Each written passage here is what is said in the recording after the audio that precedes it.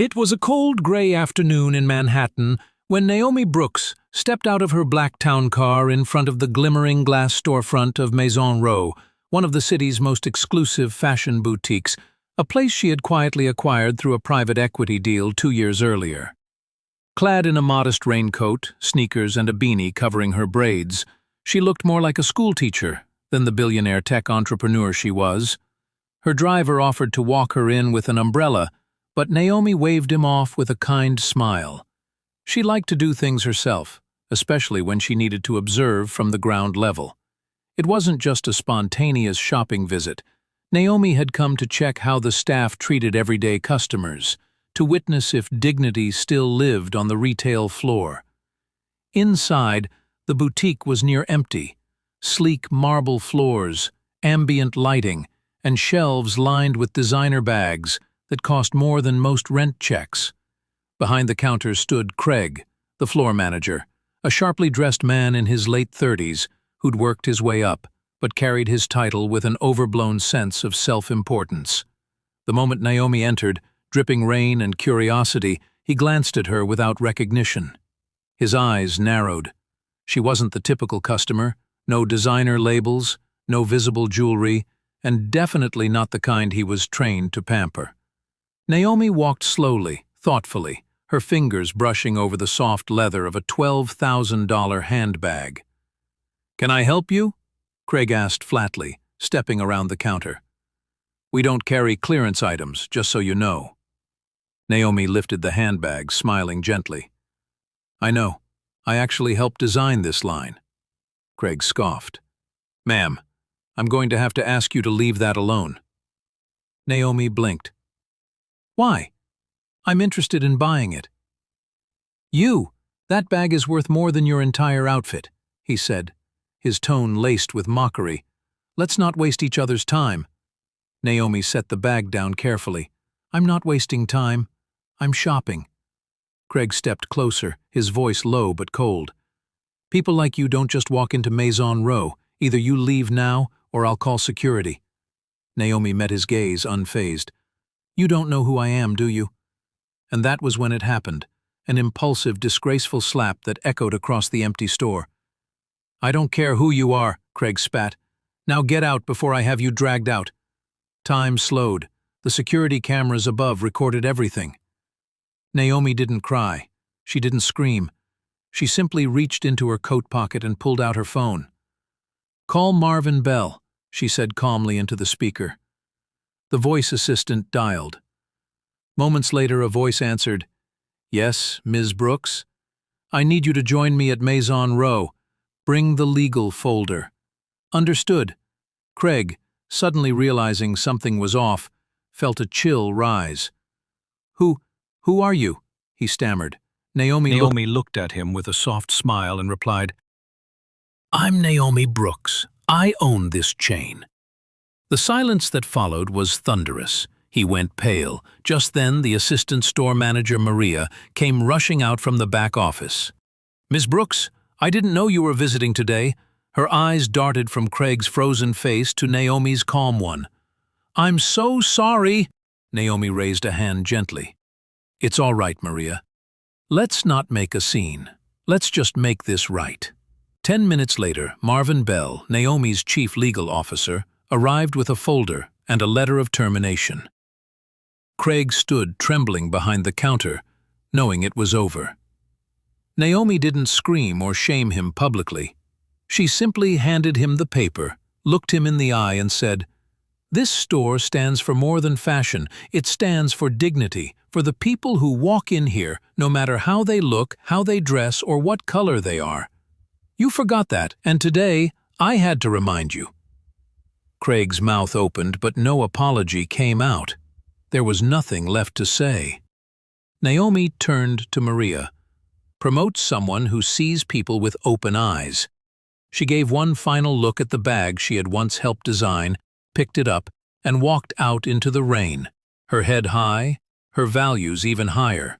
The next morning, headlines in several online outlets and social media platforms were ablaze with the story, not just of a rude store manager, but of a powerful black woman who responded with poise instead of vengeance, with quiet strength instead of public spectacle.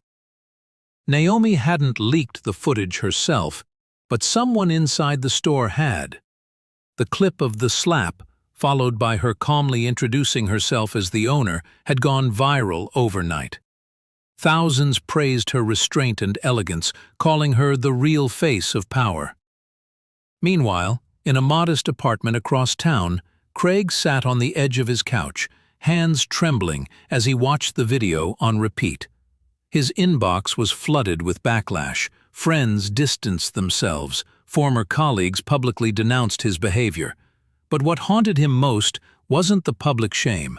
It was the look Naomi had given him before she walked away. Not angry, not smug, just disappointed. He thought about how many others he might have treated unfairly over the years, how often he'd judged people by their clothing, their accent, their skin. That night, Craig couldn't sleep. The silence in his apartment was deafening, interrupted only by the echo of Naomi's words. "This store stands for dignity." The next week, Naomi returned to the boutique, this time officially, wearing a simple navy blue pantsuit. The store had a different energy now, warmer, humbler. Maria, the newly appointed manager, greeted her with visible gratitude. Naomi toured the shop floor, speaking softly with the staff, asking how they felt, what they needed, and how they could make the store more welcoming for everyone. Neither of them spoke. And then, for the first time, Simone's voice broke, not with anger, but with emotion. "My father worked cleaning floors in hotels like this. He was spit on, called names, told to be invisible. Do you know what he told me before he died?" She paused, her voice catching. "Make them see you, even if they don't want to." Simone stood, straightened her jacket, and said, "I'm implementing a full audit of every employee's training history, behavior logs, and complaint follow-ups. But let me be very clear. Effective immediately." She looked directly at Dalton and Chloe. "You're both relieved of your positions. Kindly hand over your badges to HR before leaving." Their mouths opened in protest, but her assistant was already on the phone calling security. Not to create a scene, but to ensure order. She wasn't humiliating them. She was protecting the future of the hotel. Because this wasn't just about her. It was about every guest who'd ever been made to feel lesser. Simone left the boardroom without another word. Stepping back into the lobby she now claimed fully as her own, not just in title, but in spirit. The staff turned to watch her, stunned. And when she paused by the front desk to speak to a young, quiet housekeeper named Tasha, she smiled for the first time all day. "You're new?" she asked. "Yes, ma'am," the girl said nervously. "First week." Simone nodded. "Good. Let's make sure this hotel finally starts reflecting the world we live in, not the one it's been pretending to serve." As the sun began to set behind the Manhattan skyline, the lobby of the Sable Crown Hotel looked just as it always did. Gold-trimmed marble, glass chandeliers, and polished silence. But something in the air had changed. The usual murmur of conversations was replaced by a stillness. Employees whispered among themselves. Word of what had just happened, who Simone really was, what she'd done, spread like wildfire. Tasha, the young housekeeper Simone had spoken to earlier, stood by a pillar with wide eyes. She'd never met a CEO who spoke kindly, let alone one who took the time to learn her name. Most guests barely noticed the cleaning staff, but this woman had looked her in the eye. It meant something. Meanwhile, upstairs in one of the suites, an elderly black couple, the Hendersons, sat watching the local news. Mr. Henderson shook his head as he saw the hotel's logo on the screen. "They kicked her out of her own building," he muttered. "Still happening in 2025. His wife touched his hand. But she stood up. She fired them. That's something. Their granddaughter, a journalism student, started typing rapidly on her phone. The story was just beginning to take flight online. Back in her office, Simone wasn't celebrating. She was thinking. The firings were only the first step. One rainy afternoon, Craig walked past a billboard of the new Maison Row campaign. It showed a smiling black grandmother seated in a modest kitchen, wearing a silk scarf from the brand, holding a teacup. The tagline read, "Respect never goes out of fashion." He stopped and stared for a long time, his reflection faintly visible in the wet glass of the bus shelter. He thought about Naomi, about how she didn't yell, didn't retaliate, didn't expose him by name in the press. She just acted, with quiet conviction. And that convicted him far more deeply than public shame ever could. Back in Naomi's world, her brand was invited to headline a fashion conference in London, a rare opportunity. But instead of taking the stage herself, she surprised everyone by inviting Maria, the boutique's new manager, to give the keynote.